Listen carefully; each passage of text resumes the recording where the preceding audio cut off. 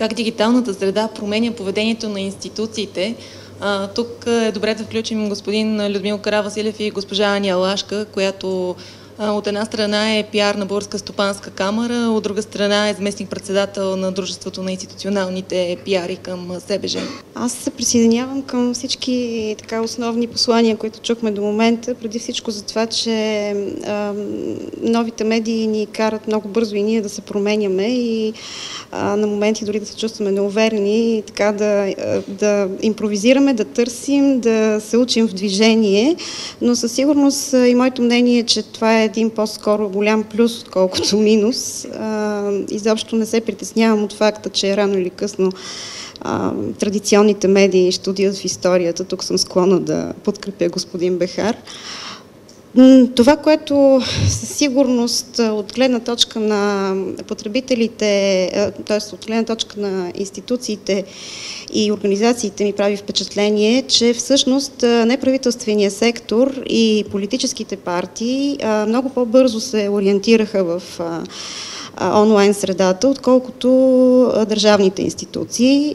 Поне аз нямам впечатление, че някоя институция има така сериозно отношение към и сериозно присъствие в социалните мрежи, основно говоря, което смятам, че е един голям минус за тях. Разбира се, има своите обяснения. Административната тромава система трудно пробива така пътя на креативността на съответните пиар екипи. Предполагам, че това стои в основата на нещата. Ако трябва да говоря в качеството си на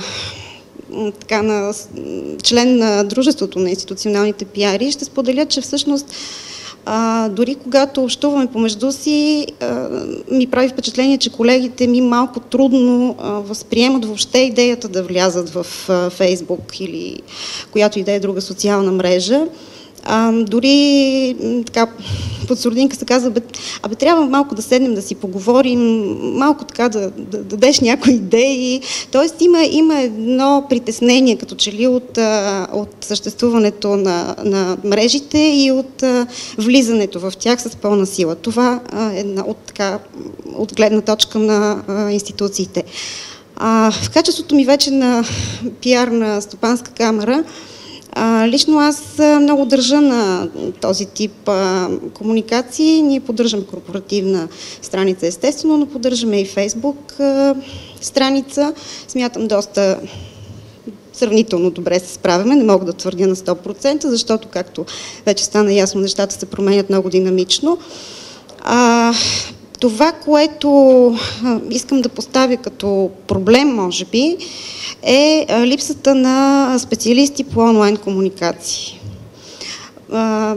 В отговор на колежката, която си потърси човек, моята реакция беше и ние си търсим. Не знам, в момента, впрочем, сме наистина в процес на търсене на такъв член на нашия екип на прес-центъра. И лично аз имам сериозни притеснения по отношение на това. Да, наистина спрели сме се на определени хора, естествено ще правим определен брой обучения и така нататък. Но бидейки изключително бърза онлайн комуникацията, тя е и много рискова. И ако бъде поверена на човек, който не притежава нужните компетенции, умения, бързина на мислене, добър език, отношение към публиките. Знаете, това много трудно се изгражда и е нужно време. Тук идва вече и общото притеснение за това как ще се провеждат тези комуникации. Това е всъщност моята гледна точка.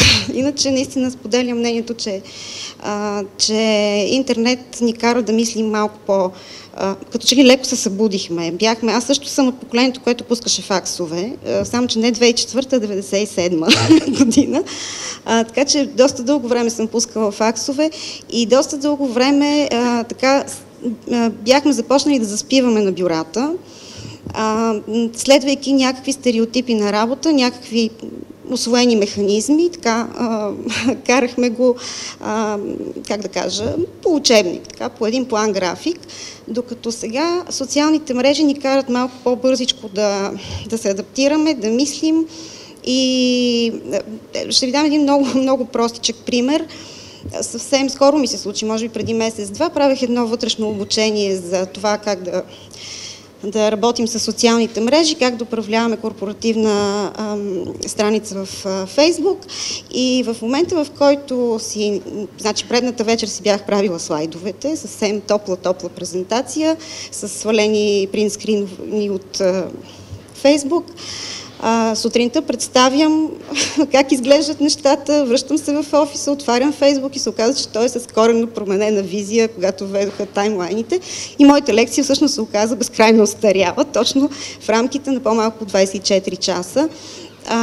Така че наистина трябва много да сме бързи в мисленето, много да следим какво се случва около нас и да не си позволяваме в никакъв случай да разчитаме на стари лаври и познания, защото това може да ни изиграе лоша шега. То може би съм накрая, няма да